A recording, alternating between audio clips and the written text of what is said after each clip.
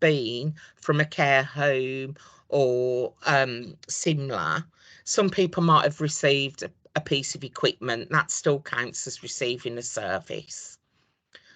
But in terms of who we look after, how many have we got? As you can see from that, we've got 393 residential homes, 186 nursing homes, 345 supported living providers, 67 domiciliary care home support agencies, and 21 extra care supported accommodation providers. If my maths was right when I did these slides, that's over 1,000 providers that we need to monitor the quality of. So it's quite a big task. So what we already look at is involvement in information, and it sounds, what does that mean? But that's about providers having accessible information for citizens, how to report safeguardings, accessible service user guides, accessible care plans and support plans comes under that, and accessible complaints procedure.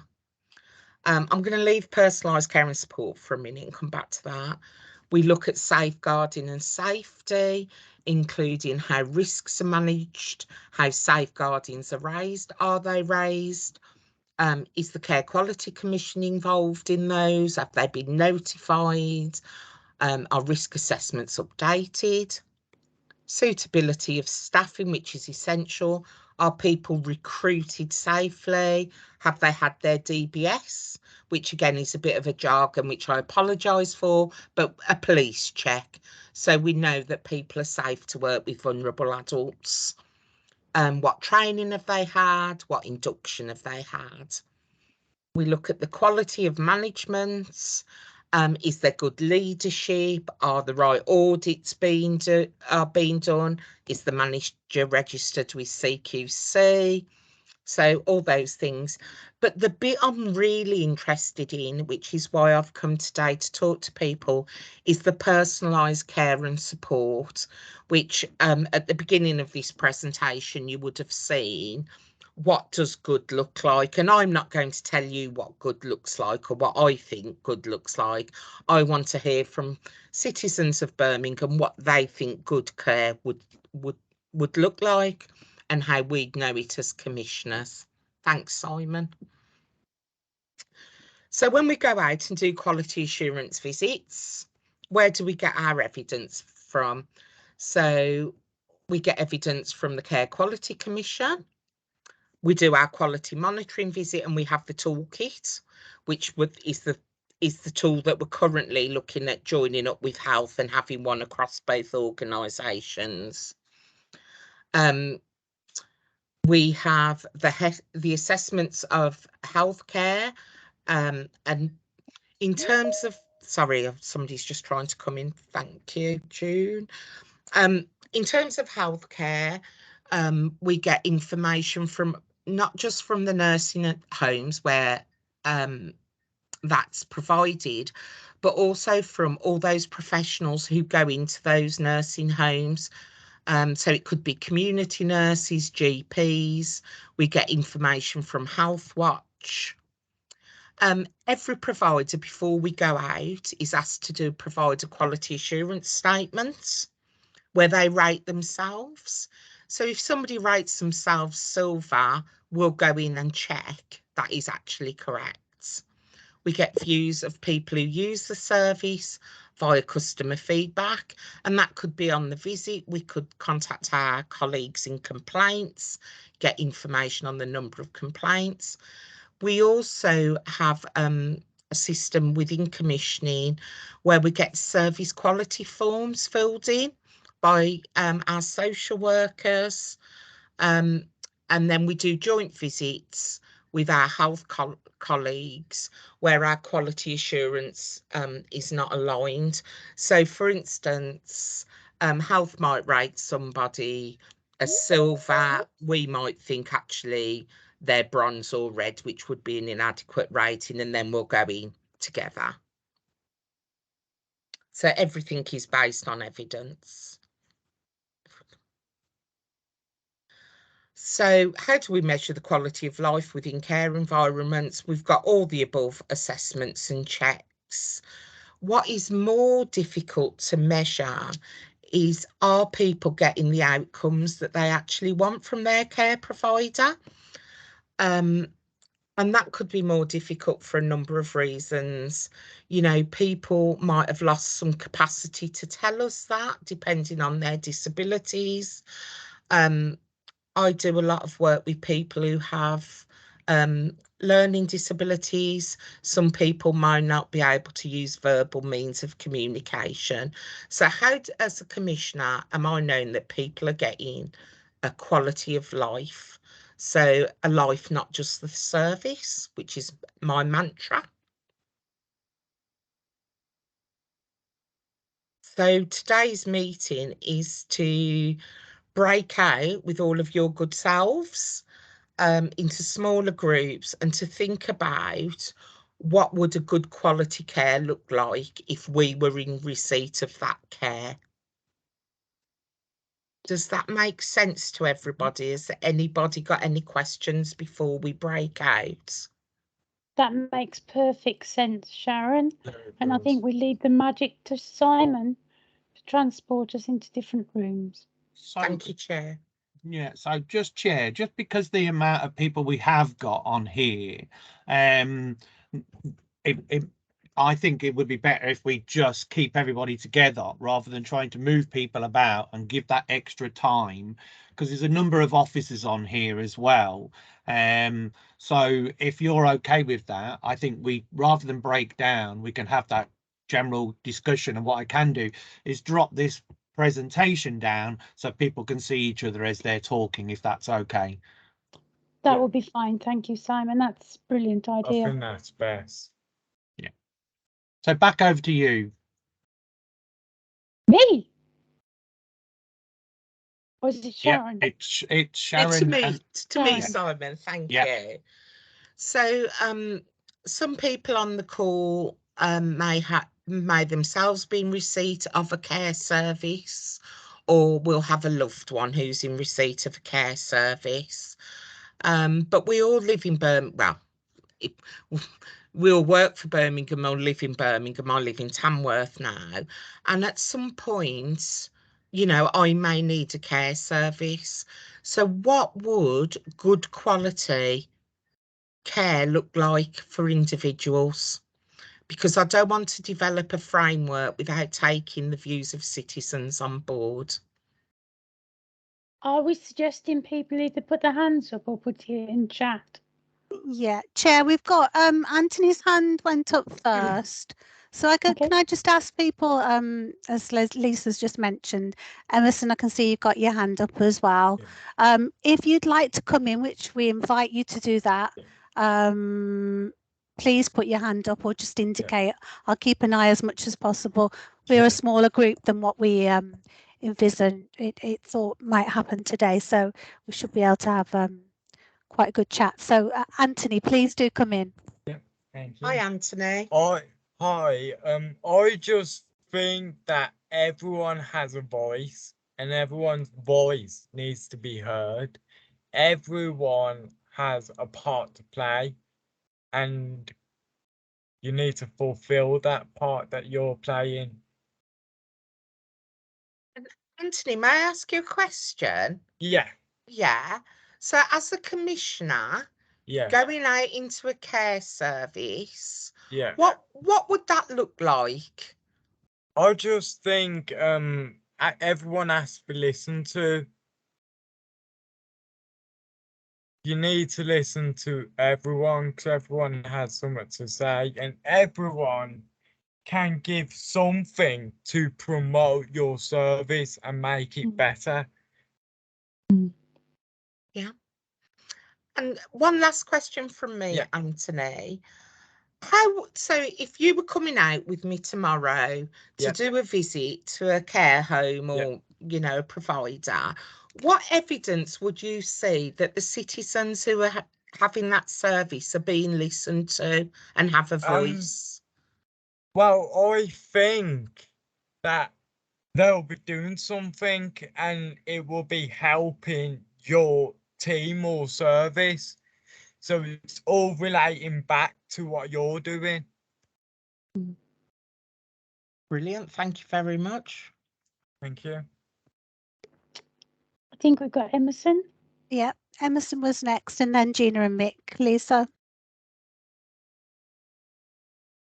Emerson, you just need to take yourself off mute. We can't hear you. Please. Lovely to see you again, by the way. If you could take yourself off mute, that'd be great.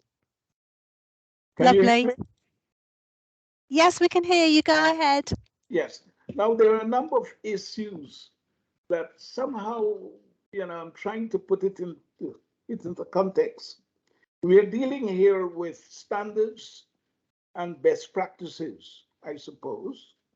Now, the list that has been provided is formidable and very appropriate, actually, except for two, I think, omission. And one is that I believe care services should recognize the interests, activities, issues, policies, and service relevant to carers. I think that is important. Then you mentioned coordinated and integrated, so nothing there. Now, care is also provided by a range of provider organizations. So I wonder what is there to address. How do you make sure the standards and practices as they relate to provider organizations should be addressed? Now, I also wonder whether the whole framework should not be put in the context of service users, provider organization, management, the community. I mean, they are all, well, part of this care, all involved, and they all have a role to play, I think. Then let me see. Yes, you mentioned it's support and personalized and so on. So those are my comments, that there is a need for everything that you put there, but structure. It needs a structure, because you don't know who is responsible for what. And there's so many people involved here that we must know what are the responsibilities of service users, carers, the community, and management and so on. But everything in the list, I fully approve. It's very good work. Very good work. Thank you, Emerson. Yeah. Can I just ask you a subsequent question? When you were talking about carers, was you talking about paid carers or family carers? Well, I mean, carers are normally paid and family carers. So both. Paid carers, they're from the provider organizations, and should care be audited too? That just came to my mind. I often wonder whether standards, how do you maintain standards? All those attributes or that were mentioned, or criteria that were mentioned in the presentation, how do you audit whether they have been delivered or achieved? And I think a good care services, there will be slippage from time to time, and that should be recognized and addressed. Also, one other point, technology. I do believe that care should, the care service should be, must somehow take into consideration the influence of technology. How that works, I don't know at this time, but it needs to be looked at. Yeah. So if I can just come back in terms of the 1,000 and odd services that we do have responsibility for, that we've got a contract with in Birmingham. Yeah. In terms of auditing those, Emerson, we actually go out and we can spend, a couple of days in a service. We do go out announced, but if we have concerns, serious safeguardings, complaints, we will go out unannounced as commissioners. Yeah. To do our checks using the framework that we've currently got, and hopefully going forward, the one we're going to develop, taking on board some of the points that people are raising today. The other organisation that has the main responsibility is the Care Quality Commission, which used to be called inspectors years ago. And they're the people who hold a lot of power. If we go out and we're not happy with the standard of service that we're seeing, based on the evidence that we're seeing, there are a number of things that we can implement with the provider. So it could be something quite simple like an improvement action plan. If things are more serious, we can suspend the provider, and we can also decommission them from the Birmingham City Council framework. So we've got a whole contract with all our regulated providers that lays that out. Okay. So, we do take it very seriously, the quality. Yeah. Thank you. Thank you, Emerson. We've got, thanks, Emerson. We've got Gina and Mick. Hi, Gina and Mick. Would you like to come in? Hi there. Hi, yeah, we've both got a question. Just a couple of questions. What, when you reeled off the list of care homes, etc., what does the respite care come under any of those? Is that a separate issue? So in terms of today, Mick, the respite homes are regulated because they provide personal care. So they're regulated by CQC. In terms of Birmingham City Council, and I've spoken to you both before, a few months, well, probably years ago now, Yes. John Freeman, and I believe you're into, John Freeman oversees the quality of respite. Going forward, because we're retendering the framework for regulated providers, recontracting, respite will become part of that, the formal contract. They're not at the moment. Because, I don't know if you're aware, in Birmingham, Gina's son's got complex needs. There isn't a respite care home that can cater for his needs. So I'm having to go out of the area. So there's an issue there with having to go outside the area. So when's the one going to be here that we can Is there any plans in the forefront to be building any respites or not? So what I can tell you, we're currently recruiting a commissioning manager for something called market shaping. Yeah. For people with complex needs. And I certainly know in terms that will cover respite, but also the work that John's doing, John Freeman's doing.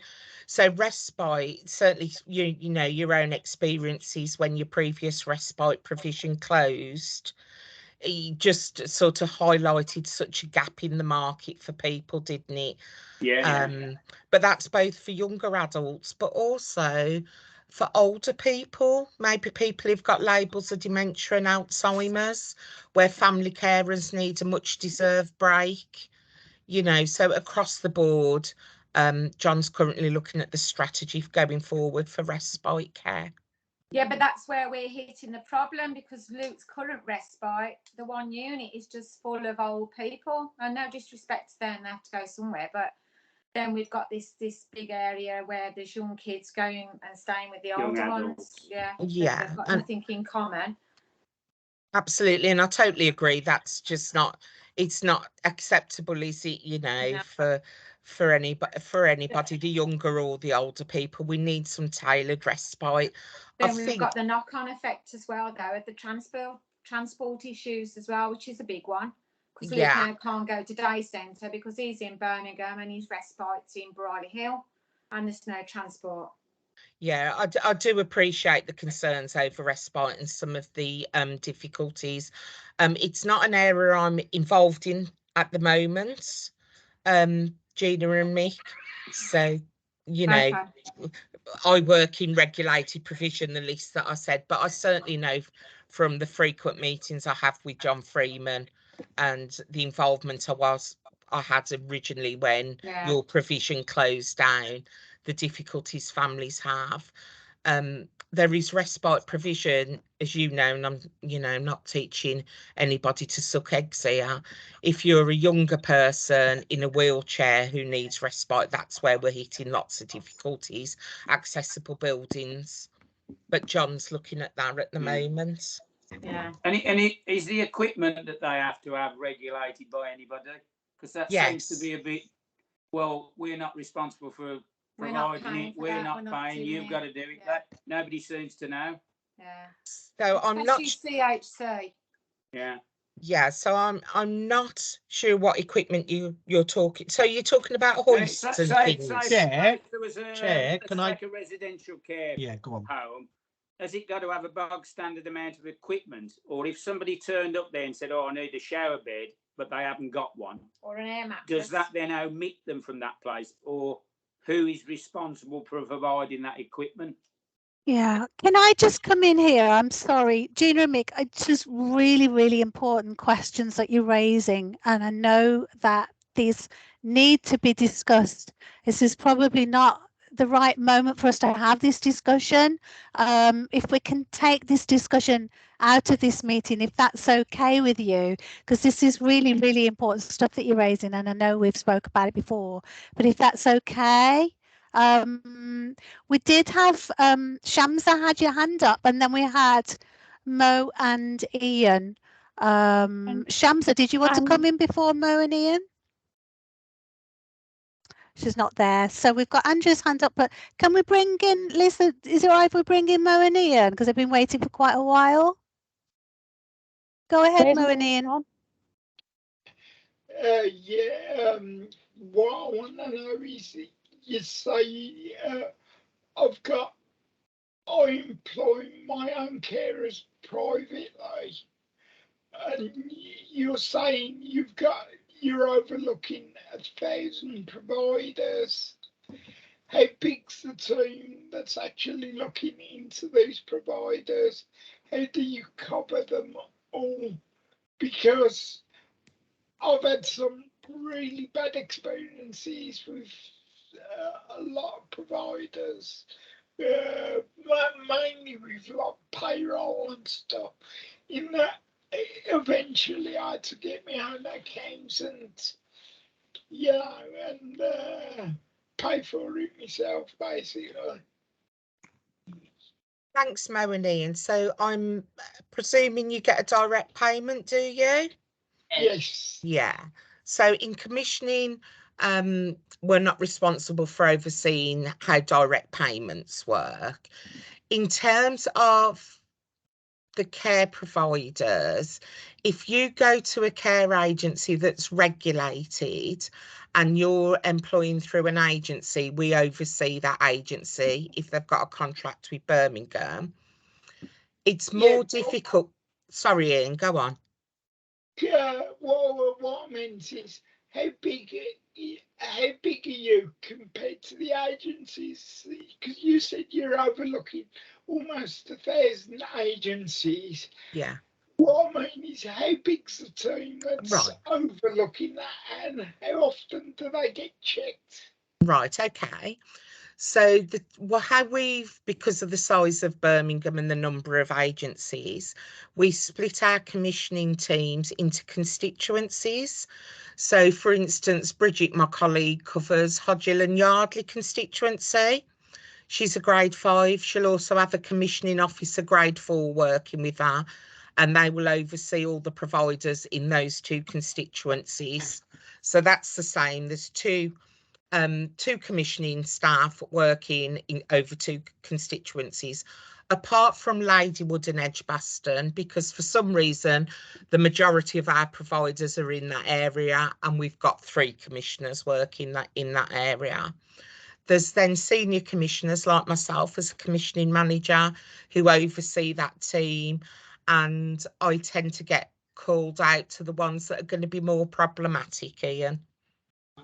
Does that answer your question? Yeah, it's just that years ago I had real trouble with pendles, and you know, there was nobody to turn to. They were just useless, and they were the only people you could go to at that time. And so I just wanted to know. Thank you very much. Thank you. Can I just say, Ian, in terms of being regulated, that's a provider that's regulated to provide personal care. So as a commissioner, we wouldn't oversee pendrels because they're not a regulated care provider. So that's something slightly different, sir. Well, years ago, they're the only ones that were, they're the only ones that Birmingham Council recognised, weren't they? Yeah, but that was for direct payments. It wasn't for care homes or anything like that. So yeah. Thank you. Can I just, I mean, what Ian is saying is a really, really valid topic. Maybe can we car park this one as well, Amanda? Yeah, talk about certainly. it later. And then I think Andrew was coming in. Just before we bring Andrew in, Lisa, I think Shamsa, did you want to come back in, Shamsa? And then we've got Susan waiting as well. Shamsa, did you want to come back in now?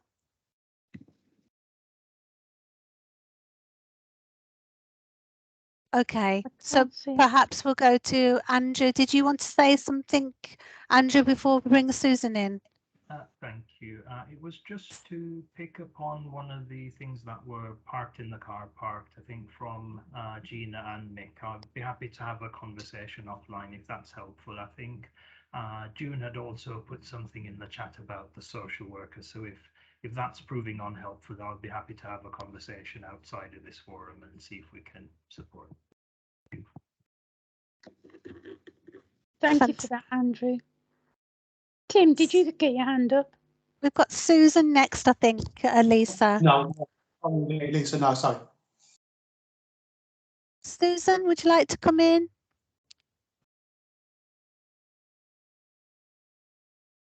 Susan, you've got your hand up. We can't hear you.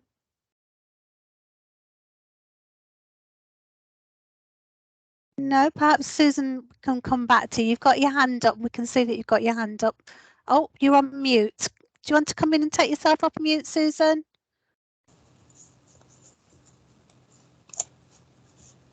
Go ahead, Susan. Oh, it's gone back onto mute. Have we got anybody else in the queue, Amanda?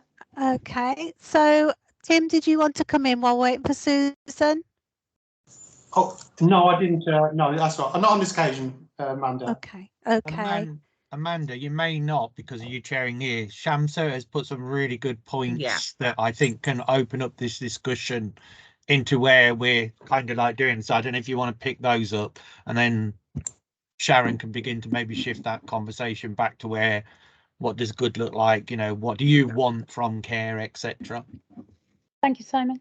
Do you want to read them? Yeah, so Shamsa, I mean, it'd be lovely if you could come in, but you've written down key components of good care, which is fantastic. Dignity, experienced, I'm assuming that means staff, compassionate, local, accountability, rapport, empathetic, and you're multitasking, but that's fine. And staff, yeah, you're saying that's staff. So some really good points, Shamsa, that you've raised there. Should we give Susan another chance to come back in?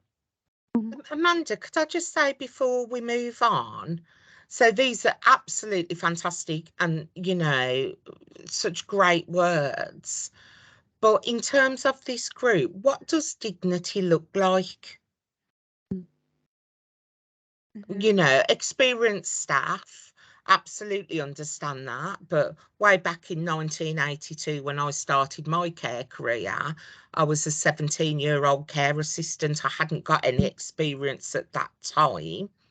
You know, what does compassion, we know what compassionate means, but if you all walked into a care home today, what would you be seeing that you thought the staff have got that?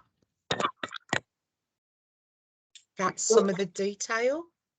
Okay, I can see you want to come in, Emerson. Shamsa, you've got your hand up now. Did you want to come in? Yeah, linking to what Sharon asked, dignity looks like not being assumptive, so not assuming, making assumptions on behalf of the person who's being cared for, and realizing that they're a human, even though they can't speak or they can't care for themselves, they still have a right to dignity and to be treated in a humane way. And I think sometimes carers can see you as a vegetable, so they don't treat you with the dignity that you deserve. Just because you can't do certain things doesn't mean you're still not human. So maintaining your humanity at all times. Absolutely, absolutely, Shamsa. So how would I know that a carer is treating somebody with dignity? For you, as a citizen in Birmingham, what would that look like for you? Not that I want to put you on the spot. No, and if you're not comfortable answering, you don't have to. No, I'll give you an example. I have a stoma for my medication, and my husband is my carer sometimes. And when he does it, sometimes I'll give you a really, really mundane, boring example, and sometimes he'll lean on my leg as he's doing it. And it's just like, it's just, you know, little things like that, like maintaining, being thoughtful and reflective when you're treating someone and thinking, but that comes with building up a rapport and a relationship with them, because when you're treating someone for the first time, you can't know them. So it's hard, you have to develop that with time. So it's really hard to, dignity comes with time. I don't think, yeah, it's a hard question, Sharon. I do understand what you mean. But it's just like, sometimes people can unintentionally treat someone with lack of dignity. But I think, does that make sense? Yes, it does. And I've written down, it's the little things, because very often it is the little things in our lives. How I drink my tea can mean the difference between me having a good start to the day and not having a good start to the day. I don't know how you drink your tea, and if I've just met you, that's hard. You have to build a relationship and a rapport, and that comes with time, and that's why you can't accelerate. Does that make sense? Yeah, absolutely. It's a perfect example. Thank you. Lisa, we've got Shamsa, sorry, did you want to add anything to that before we bring Emerson in? I had brain surgery about 5 years ago and it was unsuccessful. And when I had the brain surgery and I came out of hospital, I needed care from Birmingham City Council. And I had carers come in every morning. And for like 10 mornings, I had 10 different carers. Every morning, someone else would turn up the door. And it was really, really, really hard to like regurgitate the same narrative. So consistency of care is really important. But I don't know how you do that. But I remember saying, like, wishing I just recorded and press the play button every day. So I was saying the same stuff to different faces. So that was really, really hard. So having consistency of care, having the same person really who knows you and you know them, but that's building a relationship again, and you can't fast forward that. You can't, there's no magic wand for that. I totally agree. I was just wondering if June wants to come in and say anything. No, nothing like putting me on the spot. Lisa, thank you very much. So it's been interesting hearing all the views, really, but I would love to just revisit what Sharon's just asked, is what does everybody really, because I'm desperate to put my two pennies in about what I think dignity means, and I've got some horrific examples also, Shamsa, of my mother's treatment, who's now nearly 88. You know, she was put in a care home, not in Birmingham, in Coventry, a few years ago now, and I had to ask them to shut the door when they got her undressed in her own bedroom. That for me is just your classic basic standards. You know, for me, I wouldn't think I would have to request that, and you wouldn't think the carers would get her undressed. in a corridor, you know, with a door opening onto a public corridor, but I had to go in and say, hold on a minute, let's just have a conversation about this, because, you know, and it took my mum, because believe it or not, I'm nothing like her. She's very unassertive, where I'm completely the opposite, and it took her a few days to tell me that that's what they were doing. And you know, she's in a new environment. It was just it was a re-enablement, because she'd fallen over and broken the shoulder. She didn't want to be there, and then they were treating her like that. Absolutely, you know, uncalled for and out of order. But for me, that would be the basic standards of care that you would assume would already be there, but obviously weren't in this occasion. So, you know, I've got other examples like that. And also I've got other examples where people have been exceptional delivering dignity with care as well. But I just wondered if there's any of the citizens on the meeting that, you know, they would have a view about what they believe.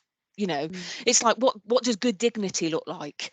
I'm in my world at the moment, all I ask is, what does good customer service look like to you? But actually, what does good dignity look like to you? How should we, you know, be treated? Or is it actually we want to be treated as you know, you want people to treat, no, let's say this the right way around.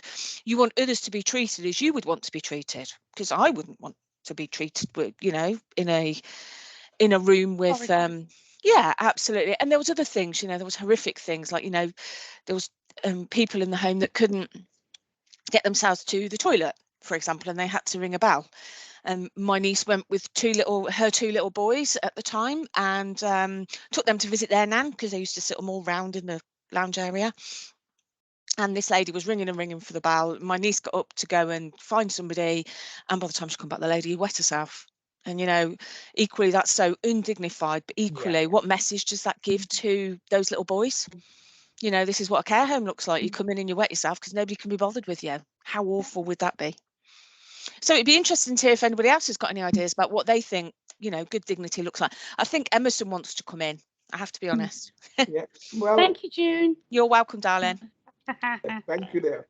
Now, the point of, I think we need to elaborate a little bit on the statement that care service should ensure that dignity, safeguarding, and the quality of life are maintained. I think all three of them are important: dignity, safeguarding, and the quality of life. Now, you may ask me, what is the quality of life? Well, that's another discussion, you know. But certainly safeguarding, and I can give example. We're safeguarding the windows open, and my wife was dressed by the carer. The windows were open in a winter morning, and you know it's a safeguarding issue, because she could have developed pneumonia.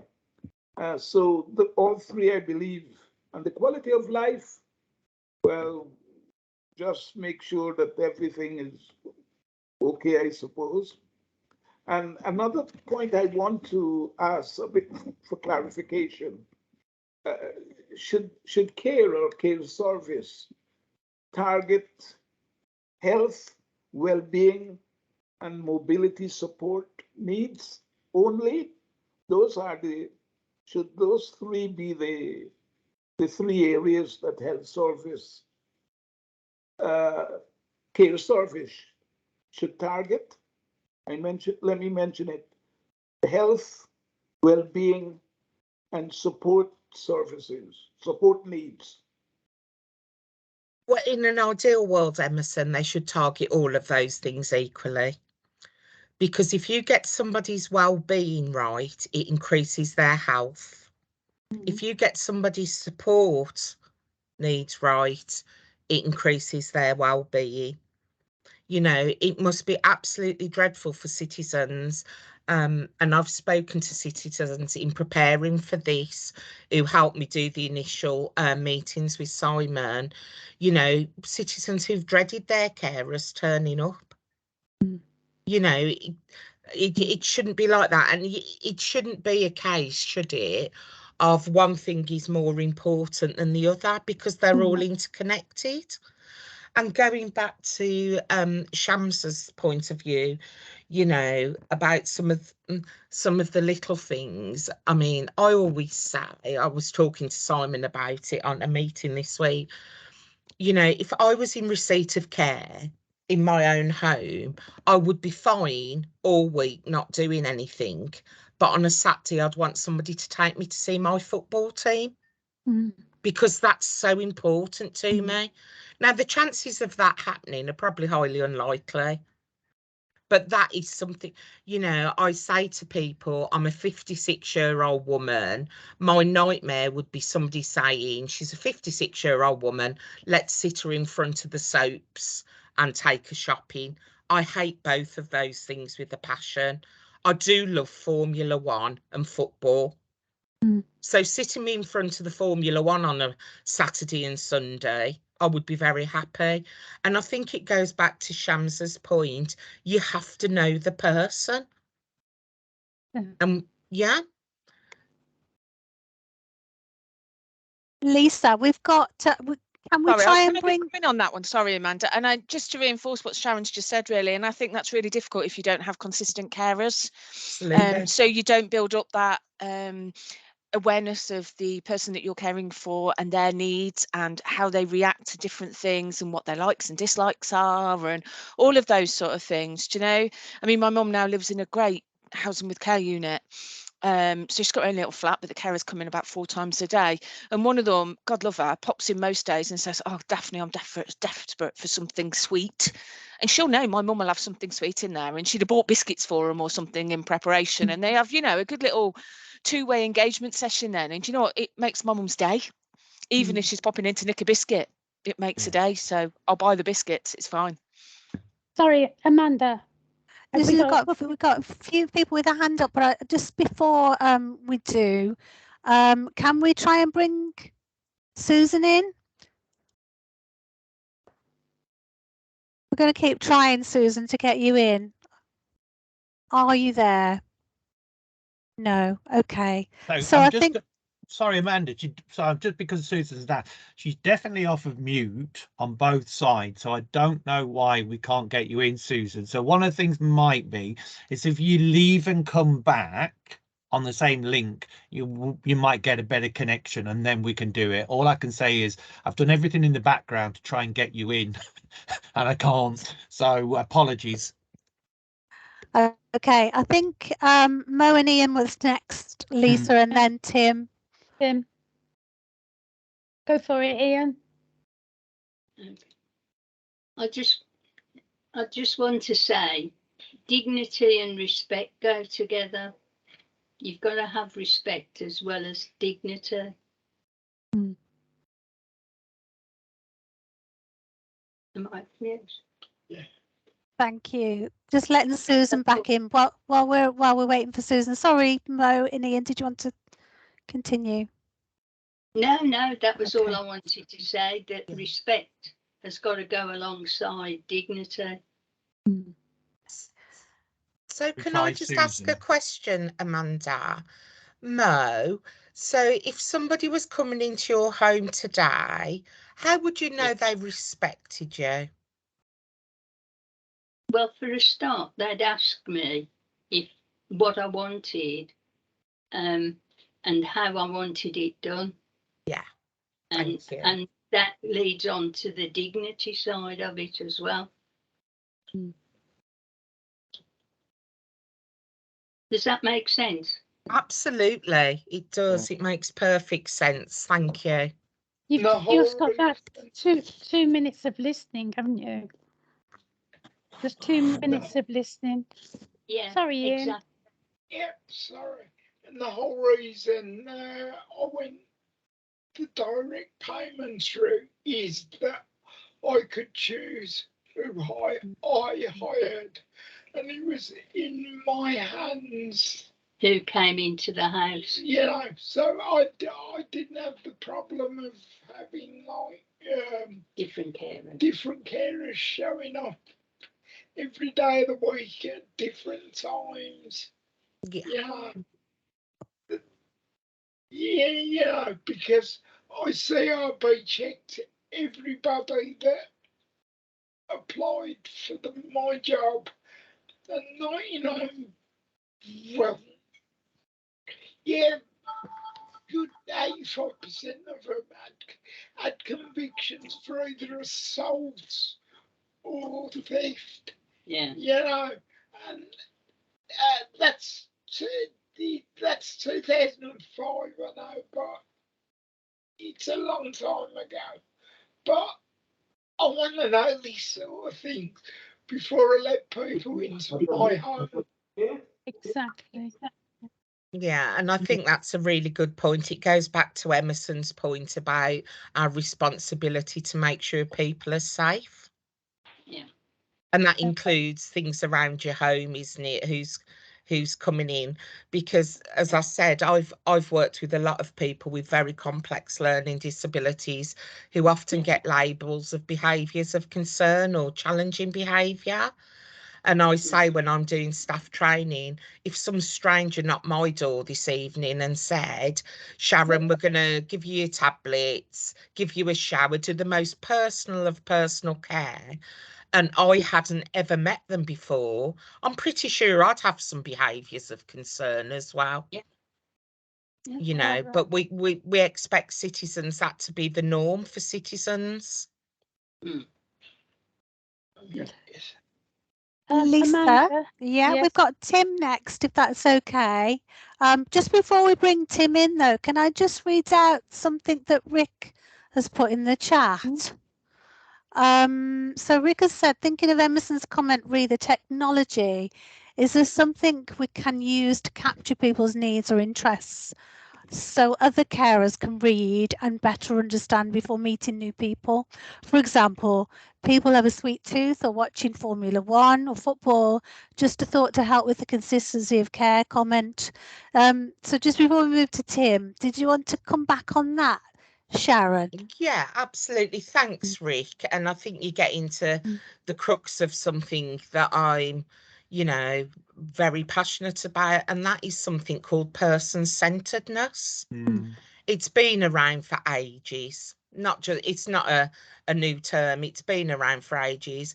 And that's Shamsa's comment about knowing the little things about people that can make a difference to them having a good day, and a good life, or to having a pretty rotten day. If you look at some providers, and I'm sure some of you do as part of your own personal experience, you'll see that providers will very often say, we provide person-centered care. I don't always think providers know what that means and what that looks like. It's certainly a big part of our quality assurance when we're looking at records. And there's something you can do, a one-page profile. What works and what doesn't work for Sharon. What are my likes and dislikes on a page? And very accessible with some pictures. I've seen some great examples, and then I've seen some pretty horrendous examples over my career. But that's something that we're trying to get providers to think about in more detail. It came out of learning disability services during the 80s and 90s. It's fantastic for anybody. I've done my own one-page profile to use in training. What works and doesn't work for me. And I think that's the crux of it, is offering a person-centered service. Thanks, Sharon. Lisa, can we move to Tim? Tim, I was just going to say Tim.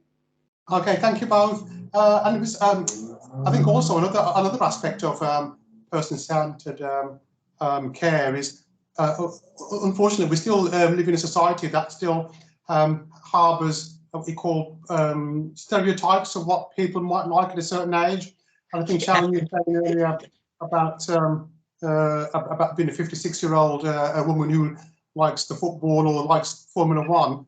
A lot of care agencies probably wouldn't even bear that in mind. So yeah, it's about improving on the stereotypical views we have. Yeah, and it's making sure that when people are doing assessments, they're asking the right questions, Tim. Yeah. So, it's more, Sharon is more than, I need support to get up in the morning, go to the toilet, have my personal care needs met, have my meds, and have a piece of toast. Yeah. There's all sorts of things within that could make it a good day. Yes, yeah. And I think that, you know, if we could get Shamsa's point, the little things right can make a huge difference to the sort of day and care that people are receiving. Yeah. Yeah. And, you know, I'm very heartened that that's coming out of the discussions. So, yeah. Lisa, can we bring Susan in? Can we try and get Susan in again? Susan, would you like to come in if you can hear me? No, we're just not getting Susan into the conversation, unfortunately. So can I just come in? So what I could do is outside of this is if I add Susan into the car park, maybe I could talk, or we could talk, Amanda, with Susan. I've done everything I can to try and get you in, Susan, in the background. All I can do is apology that the technology is not letting you in. So very sorry about that. Simon, you read my mind. One of the things, because I have an experience as well, if that's okay, Lisa, if I can just come in. My experience was a very recent experience with my father-in-law being in a care home. And I think for me, and for him, talking to him, as June's described with her experiences, there was some very, very good and some not so good. And I think what made the difference for my father-in-law was when the care staff, because it isn't, Shamsa, you're right, it is very difficult to have consistency of carers, and this is something that in my previous role as a broker I came across all the time, you know, that people would rightly so be quite upset when their regular carer didn't come that day, that they built a relationship. But for me, from what I heard from my father-in-law, that was the key. So, you know, Sharon spoke about, you know, that finding out about the person on one page, finding out what somebody likes, and not having that you know, idea that just because somebody is a certain age, or you know, that having a very sort of a view of what they might like. So it's building that relationship. And for me, from what he told me, the care staff that did that from the very beginning were the ones that he felt the most comfortable with, and felt happier with. Because at the end of the day, you know, just because somebody is in a care home or has care needs, it doesn't mean that, you know, they need to have their happiness and emotional needs and well-being met as well. So I think it's enabling that to happen. And for me, the first step in that is to get to know that person. Thank you, Lisa, for letting me in. Shall we try Susan again? Yeah, I think we'll try one more time. If not, we'll contact her outside the meeting. Okay. Susan, one last chance. Are you there? No, we're not going to get Susan in. Simon, how are we doing on time? So you've still got quite a bit of time. I think it's just coming up to 10 past. So I think 5 more minutes, because then we could come together and say what are the next steps. And then we could kind of begin to move forward together. So it's entirely up to you if you want to stop now, or if somebody wants to add something in, because the idea was we kind of co-produce the next steps together. Can I just share one of my no-nos? You know, if you go anywhere or you see anybody, it's quite clear that they've got a catheter, but the trouser legs aren't pulled down straight, and you can see their full urine bag on site. Now that to me is totally no. Get it right. Sorry, that's one of my no-nos. I think that's a good point, Lisa, because that goes back to all the things about showing dignity and respect, doesn't it? Yeah. Because none of us want to see that. I mean, when you're sitting, you can't see where your trousers are on your ankles, but other people can. Yeah, just pull the trouser leg straight. Lisa, we've got some comments by Shamsa again, and then we've got Gina and Mick with their hand up. Can So you read that? Yeah, Shamsa, did you want to come in or shall I read it out? So you put, Shamsa, you put see your humanness, not the diagnosis, and linking to a bit to what I spoke about with my father-in-law. So thank you for your points. Gina and Mick, did you want to come in? Yeah, it's just a quick one with the no-nos. My no-nos are that making sure that they're sitting in, say, wheelchairs properly with their trousers pulled down and they've got appropriate sun hats on or sunglasses. Just that kind of stuff, really. And that just happens so often where you see them not even with sunglasses on and all glaring up at the sun. I'm thinking, oh, God. Yeah, just things like that drive me mad. Yeah. I don't know if it'd be helpful to anybody. Would anybody like to see what a one-page profile actually looks like? Would that be anybody interested? Because I can share it really quickly. Chair, if not, I'm quite happy to park that. What do people think? Yeah, I can see. Yeah, there's some nodding going on. Yeah. While you're doing that, Sharon, while you're trying to bring that, can we just try Suzanne again? She's just rejoined. Just make some sort of suggestion. Hello, this is Susan Lightfoot. Can you hear me now? Yes, we can, Susan. Apologies, everyone. I had to make adjustment in my privacy settings. Don't worry, Susan. We always have these some teething problems. Yes. Over to you. Right, thank you. I'll jump on this with the care. What does care look like? But I'll just say, going back to the initial question, I was able to engage with this group, thank you, through having been signed up with Birmingham City Council's weekly digest bulletin. I mention that because other people may find that helpful to do so as well. So it was the weekly digest bulletin that sent me the invite to join you. Appreciate it. And I have support in the home. And picking up on what you were saying about what good support should look like, I found that I came through the hospital, the EICT, to then a social worker who did a telephone assessment. And that link, please note, just did not work. The EICT care was just awful. And actually, I was slow in realizing that there was a lot of abuse. The social worker access has been hugely problematic. If anyone would like to talk to me at a later stage about that, I'm happy to give feedback. But over the phone, it was another social worker jumping in, you know, lots of absences, and it was a friend in the end. I had to say, please send me, I had to really nag a copy of this questionnaire and to look at in my own time, because like lots of people, I struggle with information overload. And when I got that, I was able to phone a friend, and that friend, I said, is there anything you could add to make this new transfer work better than it did with the ICT? And they said, well, the first thing is put it on your form when they enter the door to call out and say hello, rather than just with the, what you call it, you know, the key outside.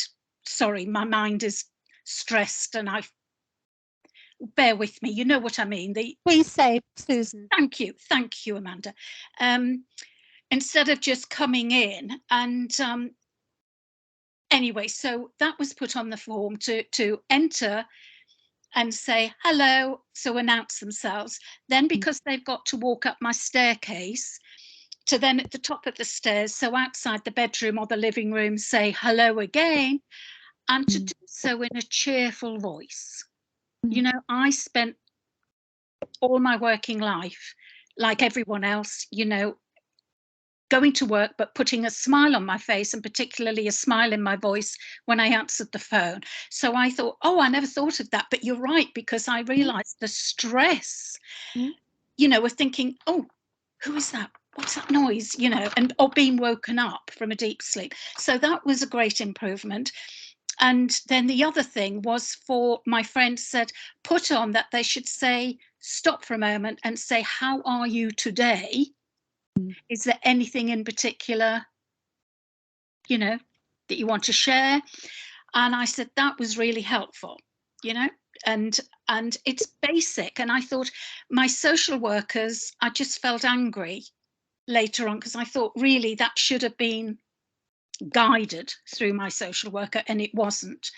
And I have to say, it took again a great deal of chasing up on my part to get a copy of this, you know, spec. So I think improvements there.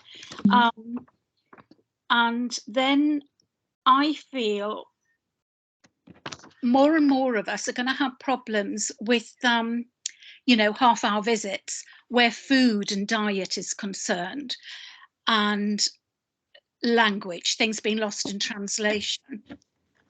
And I think after COVID, my dietary needs are even more difficult. So but the onus has been on me. I would have appreciated someone getting in touch with me to say, can we work together, you know, and then put it on my paperwork. So I've had to work with the carer and come up with a very simple, but it meant 7 days a week, porridge, easy and at microwave ping, and a sandwich.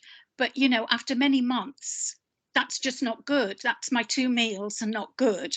And also I discovered that bread, you know, it was too much bread. So I've had to think, oh my goodness, I've even come up, what else, what can I get the carer to do? Because I'm really suffering. And I came up with, I had to try and make scrambled eggs in my microwave. And because I thought, I can't stand at a cooker, and and the carer doesn't have time. But if I know how, on my really bad days when I'm in bed, the carer could do that for me. So I've had to work through, you know, and to be honest, how I got it to work was finding the lid, a glass lid, a shallow lid, rather than using the porridge purpose bowl. It didn't work in that, you know, it was not edible. So I've had to work hard, and then we've had to think of, so, but there are little things that I think the carer in the time scale could do with meals that's outside a sandwich. And I'm happy to give later feedback, you know, to help promote that. Also, the importance of course, of your carer. I had to say, can the carer please wear protective things on their shoes? Because outside, the EICT carers were trampling in bits of tarmac.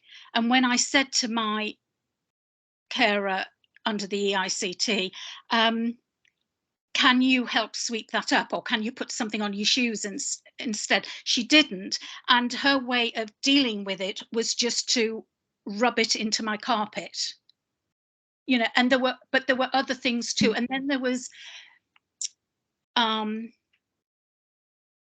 they complained, they didn't like each other, you know. It was, oh, you had another carer the other day, what were they like? Oh, these young things, or oh, these old ones. And I don't want to hear, we don't want to hear that, you know. And there was no channel of feedback for me. And then the other thing is, I mean, things have improved now. I've got the present care package. I like to give a shout out when things go well. I do have, I struck lucky, not so much with the company, but with the actual carer, you know. And she does have a lovely sing-song voice. So when she says hello, you know, I could happily stay in bed, but her hello, her cheerfulness, she gets me up, gets me dressed, gets me washed. that's a huge task and it's exhausting. And she's seen me chasing up Birmingham City Council services. It's gone on for me for 2.5 years, but she's seen the whole of this year, me not being responded to, still without a social worker, not being given the support worker that I was assessed for. And then I've had to tackle recently, of course, which many people have, the Birmingham City Council changing their payment system and my care services. You know, I've been fretting and fuming over it not being paid because the council couldn't take payments. It went on for 3 to 4 months. They finally just this week taken that hefty payment, and I've been afraid to with my groceries, you know. So there's been that issue too, and there's been no one to. There's a lack in Birmingham of advocacy and a lack of support services, and I've already reported that the huge £1 billion, I'm told by my city councillor, contract the council have with a support service company, it's just not fit for purpose. They know that. But when I flag up to people, I can tell there's talks going on behind the scenes, because occasionally I see an email comes and I can see someone copied in, but I'm not being talked to. And that comes back in circle to us losing our dignity, losing, you know, being more and more housebound. And my empathy goes for so many other people. And particularly now with the COVID, I see problems down the line and I fret for these people. And I think we shouldn't be, we should be ahead of the game more. So I'm so delighted, I can't tell you, that this conversation has been conducted today. Absolutely. Susan, can I just interject? Forgive me, please forgive me.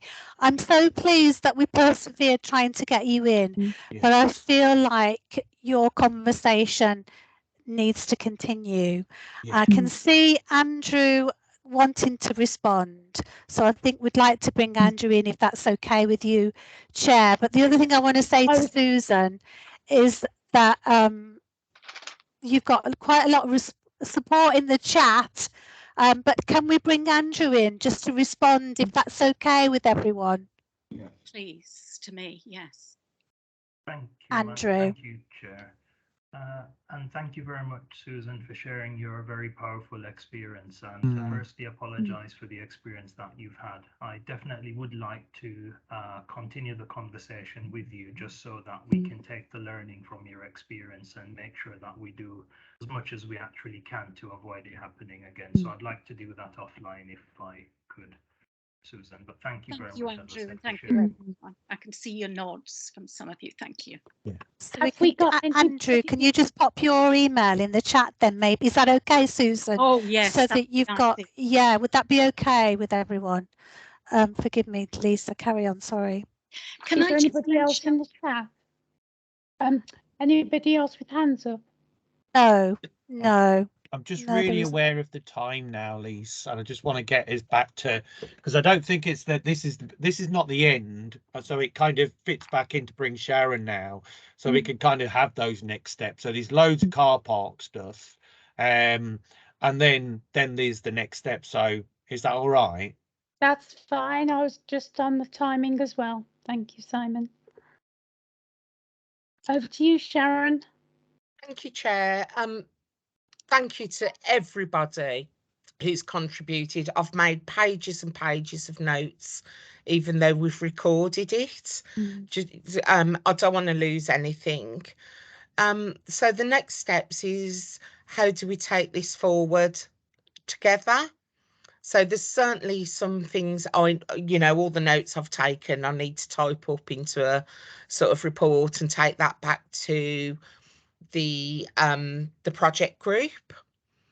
I've got a meeting directly after this, well, at 4 o'clock, with my senior manager, my head of service, where I'll be discussing it with her. But I would really like to know from people who've contributed today, and those of you who haven't, if you've got ideas, you know, how can citizens of Birmingham help us now take this forward? And I think Susan's point, you know, that people just aren't talked to. Susan's just put in the chat about Health Watch. Does anyone just want to quickly respond to that? Tim also bring in Health Watch England and Birmingham also look at the advocacy, which you mentioned earlier being a lack of that you felt, Susan. And Sharon, do you want to just respond to that perhaps? So certainly I can in terms of Health Watch. So we get feedback from Health Watch every month. So we get any compliments and any concerns about providers. And I do receive that every month. And that goes out to all our commissioners so they can see the ones that they're responsible for, going back to Ian's point earlier about how we've split into constituencies. So if, for instance, the Apples Care Home is in Ladywood and we've got a concern, that will be passed on to the commissioner for that area, what's been highlighted. So we do use Health Watch. Lack of advocacy in terms of it as a citywide issue is not something I've got any control over. However, we do look that as part of our quality assurance, are providers using advocacy, especially where people might be said to lack mental capacity and need best interest meetings. That is part of our quality assurance process. So I can't really comment on advocacy, unfortunately. Could I suggest that you send? I'd like to see that daily plan that you quickly brought up earlier, Sharon. Absolutely. I've taken it down and stopped sharing because I was conscious of time and we needed to get to next steps. If you could let Simon have it and he can send it out. Absolutely. I mean, it's my information. I've had full control on what's on there and what's not. So I'm happy to share that. Thank you. But can that just be added to next steps then, Simon? Yeah, I've underlined the share part. Okay. Because I've got my hand up. I was going to suggest that what'd be really useful is if we, I don't want to do that yet. I was trying to be all clever and then I came and blew it at the very end. Is I think what we should do is get people back together and kind of pull on the threads that's come up today. What is dignity? How can we begin to really solidify in that new structure? How can that run through, etc. Because without you co-producing it with us, how do you know that we're actually going to go away and do it? So my suggestion would be that we organise, and I know you're happy to do that, Sharon, some further workshops that pulls on some of the themes that's come out today, so we can really nuance that ability to go in and find out how is somebody feeling, is their quality of life, do they get to watch the football, you know, whatever it might be. You know, as a fellow football fan, you know, that would be me. It would be, that's what I would want, as well as, you know, if somebody took my music away, etc. These are simple things, but are they being addressed? So is that all right, Sharon and guys? Yeah, absolutely. That's great. I'm more than happy to come back and talk to people and gather more points and to have this as a thread through the new framework. You know, the little things that make such a difference. That's right. Shall we go on to the next slide then, Simon? Yeah. I'll let me just finish typing now because I was trying to do something clever and it's still kind of working. Organise workshops.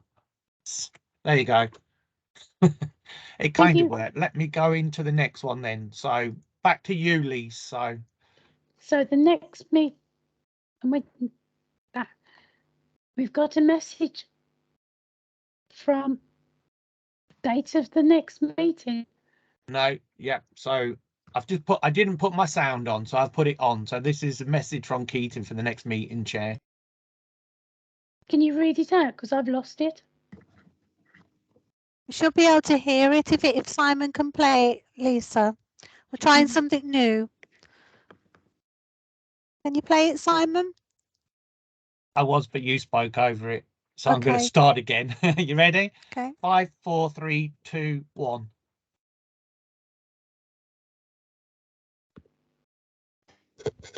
No. Not hearing anything. Okay, let me try again.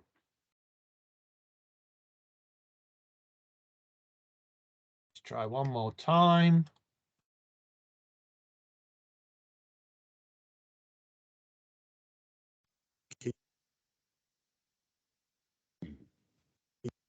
Moore, one of the new senior commissioners. Okay, It's not not gonna working, work. Simon. No, No. so let's carry on. There you go. We try things just to amuse Gina and Mick, for if anything else, it amuses them. So back to you, Chair. I'll put the last slide up. Okay, the last slide. The next meeting, it's planned to be a face-to-face out of the H Suite in Ladywood on Tuesday, the 11th of October. Be good to see everybody person to person. And then it's just down to me to do thank yous for everybody who's took part today. Thank you, Sharon, for a very enlightening presentation. And the IT skills of Simon. We try to fix problems as they occur. Everybody's contributions are welcomed, and I think we've all missed this. I'd like to say goodbye and have a good afternoon. Thank you, Chair. Thank you, everybody. It's Thank you, much everyone. appreciated. Thanks, Lisa. Thank you, everyone. Thank you. Thank you for the IT help. Thank you. Bye. Bye. Thank you. Bye. Bye.